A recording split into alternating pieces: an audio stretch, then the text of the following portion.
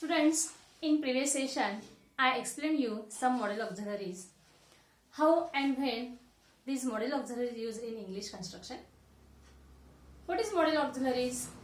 Model auxiliaries means a verb which helps another verb with respect to the formation of its tense, voice, or a specific meaning. It is known as model auxiliaries.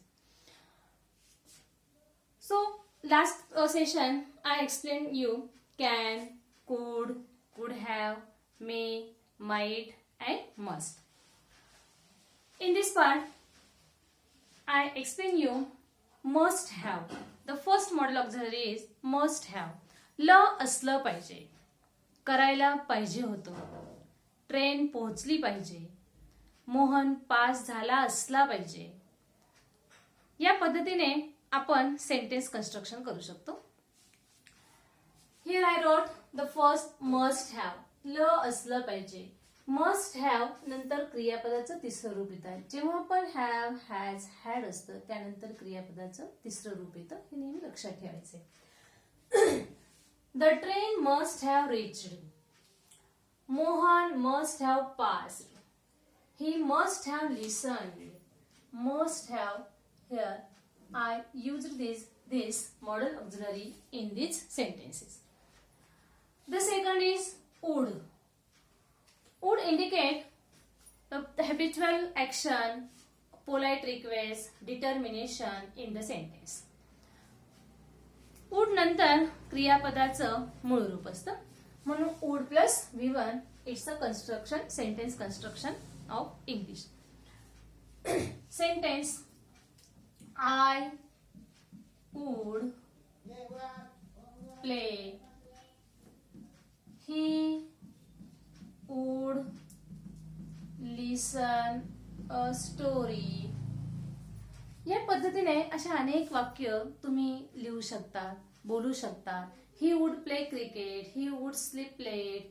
He would not speak more. He would not speak more.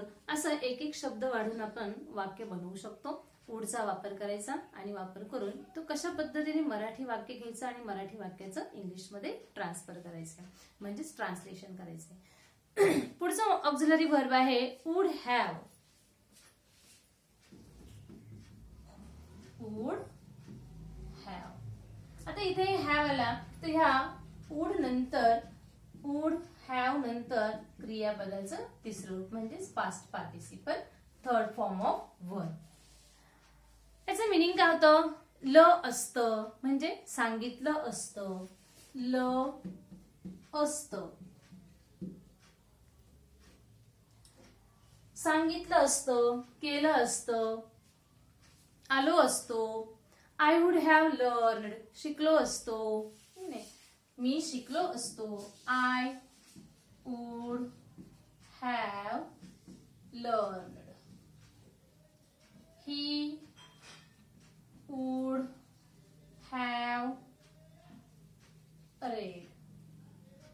They would have played. Would have played. Would have read. Read. Would have learned. In this way, I make the simple sentence construction using this model auxiliaries. या प्रकारे हे model auxiliary वापरून वेगवेगळे वाक्य बनवायचे. पुढचं model auxiliary आहे should. बरेच वेळा आपल्याला हा शुड हा फार उपयोगात पडतो. इंग्लिश कन्स्ट्रक्शन करताना किंवा बोलताना पाहिजे.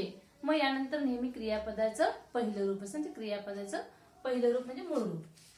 शुड चं मिनिंग आहे पाहिजे. कन्स्ट्रक्शन आहे शुड प्लस V1. कोणत्या मॉडेल ऑक्झिलरी नंतर क्रियापदाचं कोणतं रूप वापरायचं हे पण त्याचं पण ऑब्झर्वेशन असलं पाहिजे.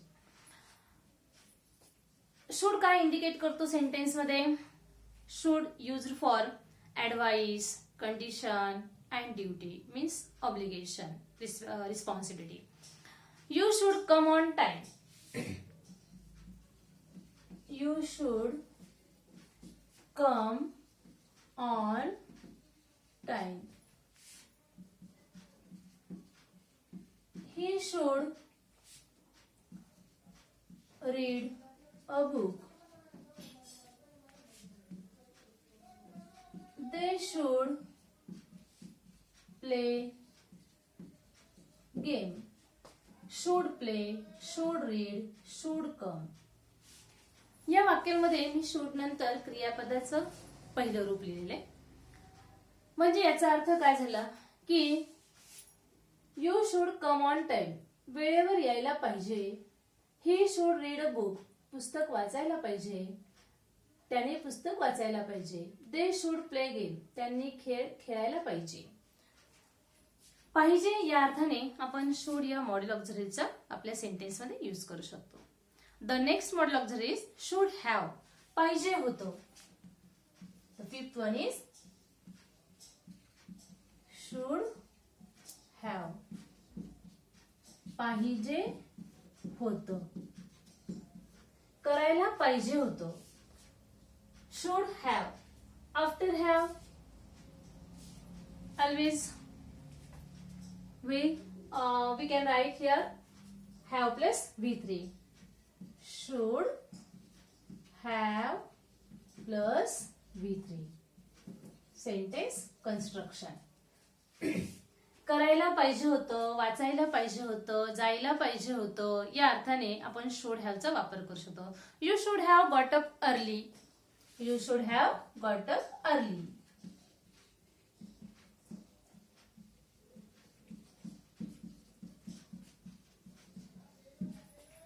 Should have got. Get, got. Next sentence. You should read regularly. You should read regularly. Teacher सगळं आम्हाला सांगतात, लवकर उठायला पाहिजे, नियमित अभ्यास करायला पाहिजे, खूप अभ्यास करायला पाहिजे, अभ्यासाचं वेळापत्रक बनवायला पाहिजे, रोज गणित सोडवायला पाहिजे. तर अशा प्रकारे तुम्ही जे जे दिवसभरात करणार आहे, जे जे दिवसभरात करता, जे करायला पाहिजे, जे केलं असलं पाहिजे, करायचं राहिलं, करायला पाहिजे होतं, असं जेव्हा तुम्हाला जे वेगवेगळे वाक्य बनायचे तर ते सरळ असे लिहून घ्या एकदा मराठीमध्ये आणि मग मॉडेल ऑक्झिलरीचा यूज करून ते इंग्लिशमध्ये काय करा तर ट्रान्सलेट करा. जमेल ना? सोपं आहे. कशासाठी की आपल्याला जेव्हा रायटिंग स्किल लिहायचंय किंवा रायटिंग स्किलचे वेगवेगळे विषय आपल्या समोर येतील तेव्हा आपल्याला हे कन्स्ट्रक्शन तिथे खूप महत्त्वाचे ठरणार आहे.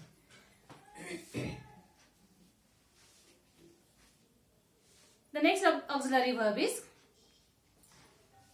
should have. After have to, has to. How to use have to or has to. याचं मीनिंग आहे have to, has to. काय मीनिंग असू शकतं? is used to showing compulsion and obligation in the sentence. करायचं आहे, करावं लागतं, अभ्यास करावा लागतो, करायचं आहे. जेव्हा असं म्हणायचं असतं तेव्हा हॅव टू, हॅज टू चा वापर करायचा. म्हणजेच काय अर्थ झाला? करावं लागतं, अभ्यास करावा लागतो, काहींना बळजबरी करावा लागतो, सांगावं लागतं.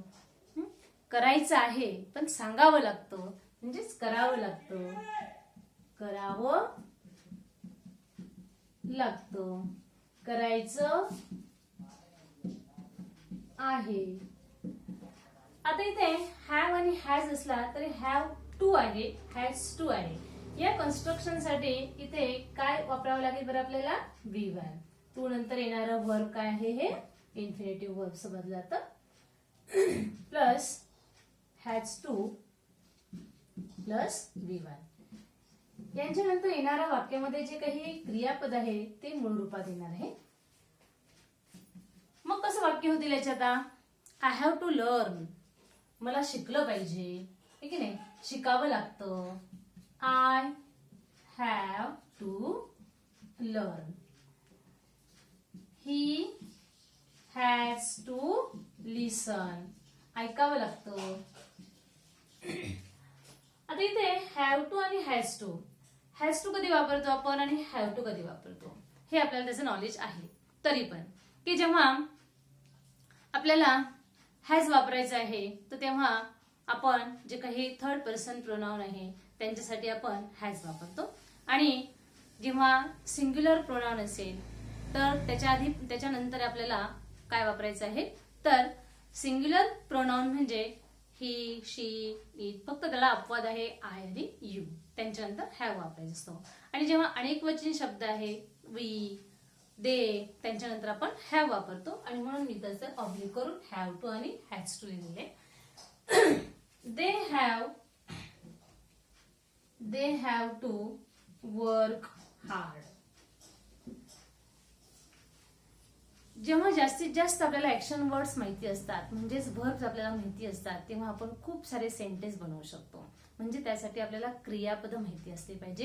क्रियापदाचा पास्ट फॉर्म, त्याचा थर्ड फॉर्म म्हणजे पास्ट पार्टिसिपल, कंटिन्युअस मध्ये काय वापरतात त्याचा फॉर्म, असे जर आपल्याला क्रियापद माहिती असतील, दिवसभरात आपण काय काय काय काय ऍक्शन करत असतो हे सगळे ऍक्शन वर्ड्स म्हणजे वर्ब्स असतात, आणि ते आपल्याला तिथे सेंटेन्स मेकिंग साठी युजफुल ठरतात.